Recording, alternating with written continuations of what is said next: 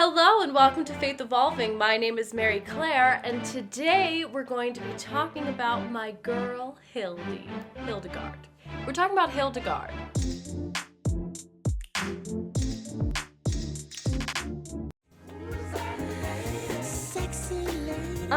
So this is a little Benedictine nun crocheted that one of my friends made for his church history project. She was originally Julian of Norwich. I asked, what are the chances that I could get, commission you to make one of Hildegard? And he was like, how different would she look? I said, not very. So this is just any Benedictine nun that I need her to be. And today, she's Hildegard. Now, I really kind of just want to hold her close to me because I find it really comforting for some reason. I don't know. And I was like, why are you so obsessed with me? Just have her watching over me, but I will set her aside because I feel like that's going to be more distracting than anything. But Hildegard of Bingen, or Hildegard von Bingen. It's a pick or choose situation. Of and von, or the same thing. Von's just of in German. She was a 12th century Benedictine nun, as per the getup. The Benedictine order way of doing things as far as monastic life goes was very rule oriented. One of my friends for their church history project, are you picking up that this is another church history project? Made a video about all of the rules that a Benedictine monk or nun were to follow. But Hildegard later became an abbess, meaning she was in charge of her own abbey later in life, and it was along the Rhine River in Germany near Bingen, so hence the name. And she was an absolute visionary, figuratively and literally. She had visions and she wrote them down in her Scivias, which we'll get back to. But she was also a visionary in the sense that she was a polymath, is the words all the scholars keep using, meaning that she was very skilled in multiple different subject matters. So she was a composer, she was a scientist, especially when it came to women's health, and an herbalist and a healer, and low-key kind of a magician, and an astrologer. I found in one of the books, she was talking about things with livers, about if you were conceived when the sun is in Cancer. It's wild. This isn't actually the first time I've talked about Hildegard in one of my videos. I briefly mentioned her in this one, and it was because she had some outright anti-women loving women relationship rhetoric in one of her visions. We have Hildegard of Bingen. We got Hildy, and she reports having a vision from God that being gay isn't okay. Men and women, no regard for anyone who's non-binary. But I don't know, this reminds me, Girl Defined even said, I have had an encounter with the Holy Spirit, and I know God's heart on this, and that is so dangerous.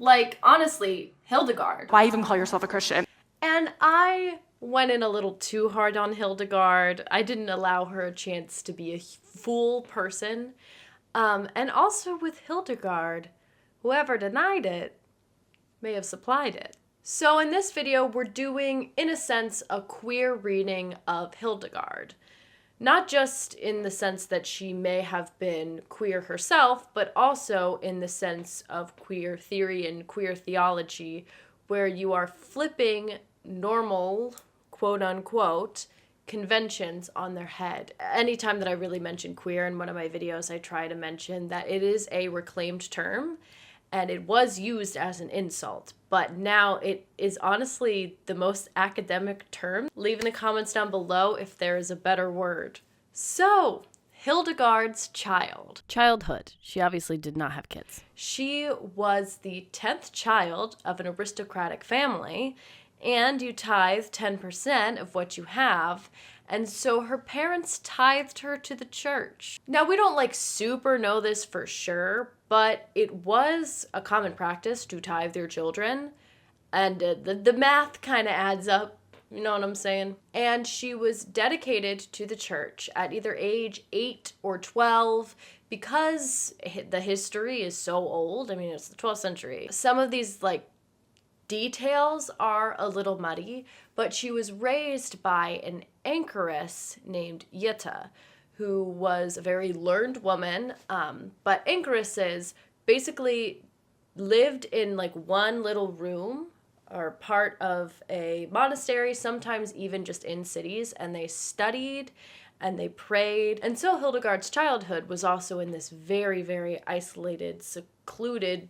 sort of environment with Jutta, who kind of taught her everything she knew, taught her how to read, taught her how to write, taught her how to play music. And Hildegard actually began composing in her teenage years, and her like big thing was like Gregorian chants, you know what I'm saying? Like she had a ton of them. And she's like an iconic composer that's talked about in music history classes alongside all of these other things that she's done. So JoJo, Olivia Rodrigo, and Taylor Swift are like quaking in their boots. We got another teenage pop star on our hands. God, it's brutal out here. Speaking of which, when I was researching Hildegard, like on YouTube to see if anyone else had made a video about her, no one really has, but there's this channel called Hildegard von Bingen who does like bardcore medieval covers of popular songs, and there is one to Willow by Taylor Swift, and it's fantastic.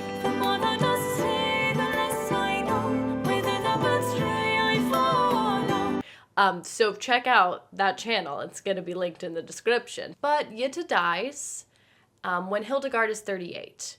And she's 38, so she's well out of adolescence. But I'm kind of marking this as the end of her childhood because she kind of has to then fill the role that Jutta left behind. A lot of women had been coming because of the reputation of Jutta as a teacher. And then Hildegard also kept lifting that reputation, that there were a lot of young women who then became nuns in this monastery that was supposed to just be like monks only originally with like Jutta in the corner, and now there's like a little nunnery starting, and there's like really interesting tensions there. Now we enter the Richardis Era. So Hildegard is in her like 40s, 50s, and this young nun comes and she's like so enthusiastic about becoming a nun. And she's kind of Hildegard's like special pal.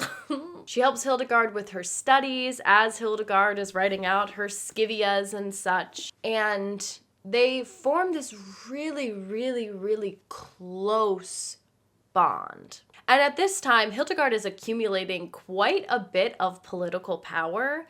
Like she's writing to all of these like really esteemed like male contemporaries. And it's compelling here, Hildegard often refers to herself as a weak woman. Part of this is because she got sick fairly often, but also like women were perceived as like the weaker sex or whatever. But it kind of worked to her advantage in getting this political power. She really comes across as like unassuming, and it works in her favor. So it's like, is she doing this intentionally or not? It's a lot of intrigue with this gal. A lot of intrigue. What am I doing? Now, Richardis' family also had a lot of political power, and there's all this drama going on in the monastery that Hildegard was in, and she was like, I want a place for just me and my nuns to hang out. And Richardis' family helped make that happen. But after a while, Richardis' powerful family were able to secure her a powerful position as an abbess of a different monastic community. And Hildegard loses her mind, begging everyone not to take Richardis away from her. She is trying everything she can. She is writing a bunch of letters. There's this book, The Personal Correspondence of Hildegard of Bingen, Selected Letters with an Introduction and Commentary by Joseph L. Baird. I don't know if it's any relation to the Girl to Find Gals, but Baird. Baird. Pronunciation pending. So many letters revolving around Richardis von Stade. Sending a message to Richardis' mother, Richardis' brother. She even sends a letter to the Pope. Like, she's like, somebody listen to me. Get her back. I cannot do life without her. The desperation is so heart-wrenching to read. And the interesting thing here is there was another nun who was being moved around the same time, and she was like, I don't want to lose her either. But then the more it's becoming a reality that Richardis is going to have to leave, it's full full focus on Richardis. So you can see this unique special bond that is just with and for Richardis. And it doesn't come across as straight, but we can't prove that it's not. And there's this really fantastic episode of the podcast Vintage Lesbians talking about Hildegard. And they say this. Can't actually know for sure 100% if she was gay or queer or anything like that. I'm also kind of tired of straight just being the default. We don't know if she's gay or not, but you know what? I'm not just gonna assume she's straight. The Catholic Church in the 10th and 11th centuries were kind of a haven for queer people, though, because it was one of the only places in the world where you weren't expected to get married. So assuming that no one in the Catholic Church is straight is also...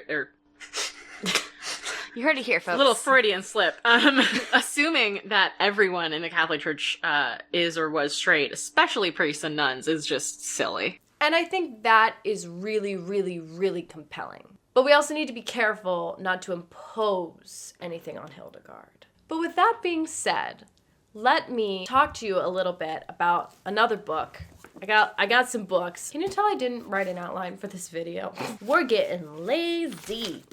There's this book, Same-Sex Love and Desire Among Women in the Middle Ages. And the first full chapter is about Hildegard and Richardis. Back to Hildegard's letter to Pope Eugenius III. There were 3 of them. In the Middle Ages, medieval period, you don't really talk about being gay. You make your way around it. We don't have Hildegard's letter to Pope Eugenius III, but we do have his response. And the way he responds leaves a little left to be desired, and it's argued that that is intentional. In the letter, he says this: "We feel it incumbent upon us to remind you that the palm of glory belongs not to the one who begins, but the one who finishes the race. And so, bear in mind, dear daughter, that the ancient serpent who cast the first man out of paradise longs to destroy the great, like Job, and, having consumed Judas, seeks power to sift the apostles. Moreover, as you know, many are called, but few chosen. So bring yourself into that small number and instruct the sisters within your care and the works of salvation, so that with them you may be able, with the help of the Lord, to come to that joy that eye hath not seen, nor ear heard, neither hath it entered into the heart of man. Finally, we have delegated that matter you wish to consult us about to our brother Henrik, Archbishop of Mainz. His task will be to make sure that the rule is strictly observed in that monastery entrusted to that sister, the nun that you delivered up to him. Either that, or to send her back to your supervision." And it's argued here, Eugenius's veiled reference to Hildegard's plea to keep Richardis with her, aka that matter you wish to consult us about, is balanced by his avoidance of naming that sister whom Hildegard had relinquished. To be sure, unlike modern letters, medieval letters were public, not private documents, and their writers took care not to reveal secrets in them. Confidential or sensitive material was delivered orally by the letter carrier to its recipient. Yet this facet of medieval correspondence offers no logical reason for Eugenius to mask his references to what, thanks to Hildegard, had already become a well-publicized controversy. Instead, his mode of expression has a specific effect. It at once acknowledges and silences Hildegard's desire, denying her any textual basis, any discourse or common language on which to authorize her petition to keep Richardis at her side. And that can be a little bit grasping at straws. I'm willing to acknowledge that. But let's look at what Hildegard wrote to Richardis.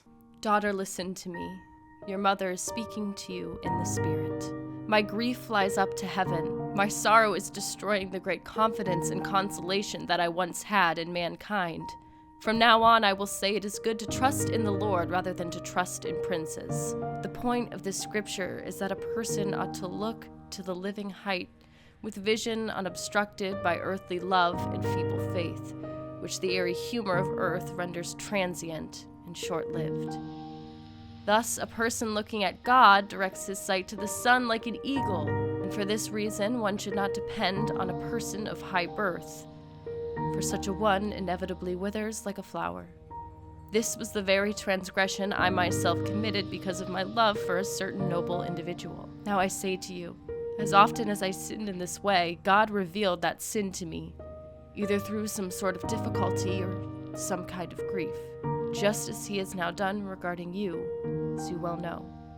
Now again I say, woe is me, mother, woe is me, daughter, why have you forsaken me like an orphan? I love the nobility of your character, your wisdom, your chastity, your spirit, and indeed every aspect of your life that many people have said to me, what are you doing? Now let all who have grief like mine mourn with me. All who in the love of God have had such great love in their hearts and minds for a person as I had for you, but who was snatched away from them in an instant, as you were from me. But all the same, may the angel of God go before you. May the Son of God protect you, and may his mother watch over you. Be mindful of your poor desolate mother, Hildegard, so that your happiness may not fade. The vibes aren't heterosexual. Hildegard uses a lot of metaphors and allusions to religious imagery in her writing. Where's the science book? Fully far. There's a book, Hildegard of Bingen, on natural philosophy and medicine by Margret Berger, that translates some of Hildegard's writings on cause et cure, or the cause and the cure of her, just her science. Like this woman. But there's a bit in the introduction about the allegorical way that people spoke. Medieval writers and their readers brought to a piece of discourse the knowledge of a concordance of meanings. The universe was understood as transparent, as a reflection of the mind of God. Symbolic interpretation was familiar from the 4 levels of meaning embedded in a scriptural text. Attached to the literal sense are allegorical, moral, and anagogical senses. In order to grasp the allegorical meaning of a text, it was necessary to be familiar with the properties of objects in the observable world, based on the study of nature or the account of some authority. Thus, cause et cure frequently operates at another level of meaning than the literal. And so using metaphors was a big thing in Hildegard's scientific writing, let alone a letter to her dear person. We don't have any record of Richardis responding to Hildegard, because Richardis died around the age of 28, about a year after she was moved from Hildegard. And she expressed on her deathbed how she longed to return to Hildegard, even just for a visit. And her brother's words hint at an acknowledgement of Hildegard's love for Richardis and Richardis's love for her as something deep and notable. Thus, I ask earnestly, if I can, if I have any right to ask, that you love her as much as she loved you. And if she appeared to have any fault, which indeed was mine, not hers, at least have regard for the tears that she shed for your cloister, which many witnessed. And if death had not prevented, she would have come to you as soon as she was able to get permission.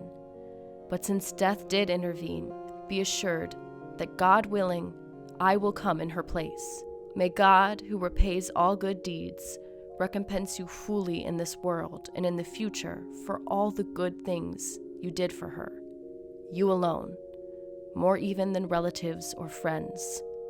May he repay that benevolence of yours, which she rejoiced in before God and me.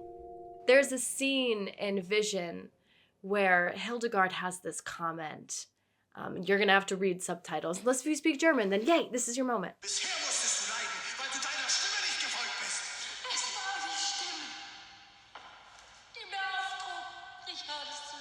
And there's so much unspoken there, but it conveys so much. And that movie in general just portrays kind of like the angst between Richardis and Hildegard at the end, of Richardis being significantly younger than Hildegard, and they kind of take it as Richardis is like, let me live my life. The age gap brings up some odd feelings, especially because in Hildegard's writings, she refers to Richardis as daughter and her as mother, and you're like, this is a little incestuous.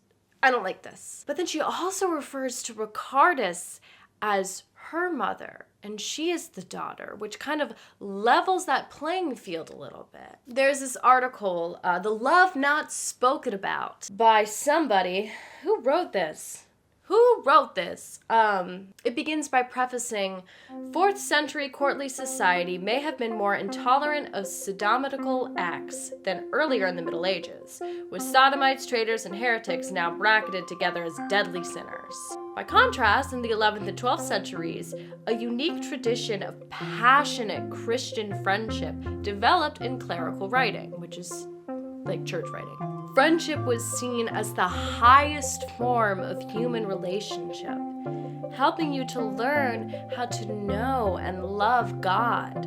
And these friendships could have a consciously erotic element to them. The language that Hildegard often uses in a lot of different things, scholars tell me, is erotic. And this article goes on to say, erotic love and spiritual desire can be very difficult to separate in a medieval context, especially in a medieval monastery whose inhabitants were all dedicated to spiritual service, love, and prayer. And so now's as good a time as any to talk about how Hildegard made a map of the universe in the shape of a vulva. She also wrote extensively about menstruation and pregnancy and childbirth and conception. And the way she describes sexual desire is very interesting from someone who was sent at ages like 8 or 12 and has taken a vow of chastity. Where'd the knowledge come from? That's something scholars are like, oh. Now, this isn't to say that the only way to get knowledge about something is to experience. You can read about it. But it's the fact that there's no other, like, earlier recording of someone writing about pleasure for someone with a vagina before. So it's like, huh? What? How'd you... Now, one of the best things I read on Hildegard, it's called Considering Bad Motherfuckers, Hildegard of Bingen and Janelle Monae. If there's any source that I implore you all to engage with that I cite, it's this one. Please read it. It's so good. I want to just sit here and read it aloud, but it's not helpful. They talk about it a lot in the Vintage Lesbians episode as well. But Janelle Monae's music is explicitly sexual without being like vulgar. And not that being vulgar is necessarily bad, but just like the artistry that she does it with is very Hildegard. And I'm not going to explain it as well as those articles, so just read it. And to tide you over, here's a clip of a Pink. Don't demonetize me. Don't demonetize me. Don't demonetize me. Don't. But it wouldn't be a Faith Evolving video if we don't just launch it and start problematizing everything. So let's start problematizing everything. Just a warning, this article utilizes AAVE, and I sound white as hell reading it. But you can't be anything than what you are, so here we are. Our girl Hildegard was the first person to write down the experience of for people with vaginas. Now, this shit is the product of the medieval period, trust, and as a result is hopelessly heteronormative. Sorry about that. Hildegard's own preferences aside, here it is in all its glory. When a woman is making love with a man, a sense of heat in her brain, which brings with it sensual delight, communicates the taste of that delight during the act, that summons forth the emission of the man's seed, and when the seed has fallen into its place, that vehement heat descending from her brain draws the seed to itself and holds it, and soon the woman's sexual organs contract, and all the parts that are ready to open up during the time of menstruation now close in the same way as a strong man can hold something enclosed in his fist. YouTube, don't demonetize me for talking about biology. This article ends with, while our world has come leaps and bounds for women in the 900 years between Hildegard and Janelle, we're still not at a point where women are universally considered to be equal, let alone allowed to exhibit unbridled sexuality. Both these women have had to create within the constraints of a patriarchal system. Hildegard was arguably more hampered by her gender, but Janelle is hemmed in by our new construct of racism in addition to her queerness and femininity. Despite all of this, Both women have conclusively influenced the world, changed public conversation for the better, and have queered the fuck out of it in the process. Let us all bow in the presence of greatness. Let us bow, but not before we problematize further what I mentioned the first time I talked about Hildegard.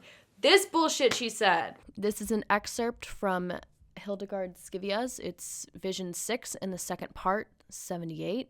Warning, really aggressive homophobia that encourages self-harm. So skip ahead. Here's the timestamp. A woman who takes up devilish ways and plays a male role in coupling with another woman is most vile in my sight. And so is she who subjects herself to such a one in this evil deed. For they should have been ashamed of their passion, and instead they impudently usurped a right that was not theirs. And having put themselves into alien ways, they are to me transformed and contemptible. And women who imitate them in this unchaste touching and excite themselves to bodily convulsions by provoking their burning lust are extremely guilty, for they pollute themselves with uncleanness when they should be keeping themselves in chastity. Therefore, all you who contaminate yourselves with perverted pollutions, resist your desires, chastise your bodies, and give yourselves over to true and bitter penance with weeping and fasting and torture of your flesh and severe blows, lest you send yourselves into an excess of cruel guilt. That was a lot, and it was awful, and it is a vision allegedly coming from God, and that is uneasy, and I hate it. I'm going to name that. I hate that. There's issues of this was originally in Latin, so transcribing it, or were Hildegard's visions actually from God or somewhere else, or were they all just in her head, which is a whole other video. And I don't really want to question into that now. It's just an awful thing. And especially the end, which encourages self-flagellation, which was a practice that actually Jutta, Hildegard's mentor, died from complications of, and Hildegard spoke out against it for the rest of her life, seemingly when these were recorded and written. So there's a dissonance there. That's compelling, that I don't have an answer to. Tempted to learn Latin. Probably won't, but tempted. Once again, vintage lesbians have a great response to that. She did speak out about homosexuality in her writings. As a church leader, she had to. But it's not an excuse, and it still hurts, and I don't like that.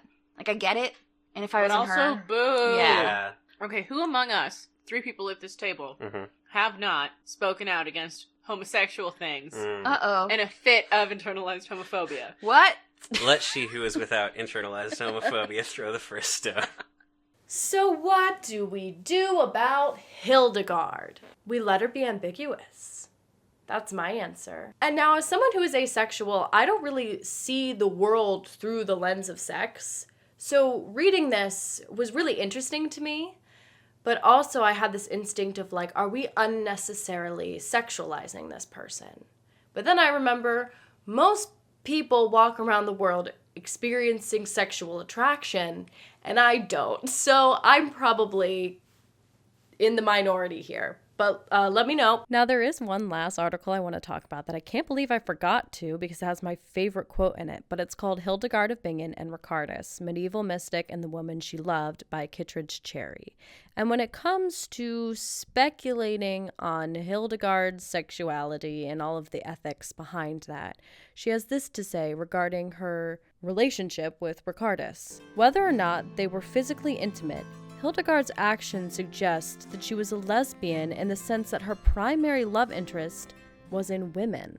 I love that so much, especially in reading Hildegard in terms of just broad-scale queerness that also leaves space for asexual people and aromantic people, people who don't experience sexual attraction or romantic attraction or both. They still experience love and companionship, and at a very base level, Richardis was the love of Hildegard's life, no matter what type of love that was. And if queer people see themselves in Hildegard, that is valid. And don't take that away from people. What just fell? God. This, once again, has been a mess of a video that hopefully I'm able to edit to have a clear through line. Once you see this, finals are over, and that will explain why my brain is a scrambled mess right now. Hildegard's she's gay. There's just so much about Hildegard, and I want to tell you it all. I will be making more Hildegard videos in the future, so I can talk about all the other cool things, because this is just like one thing about Hildegard. There are so many other things. Because everyone's more than just their sexuality, but like, girl never stopped. All right. Okay, bye.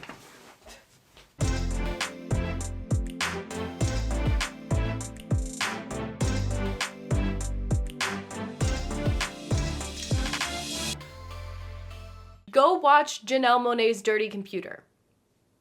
Honestly, stop watching my video. Go watch Dirty Computer. It's better than anything I'll ever make.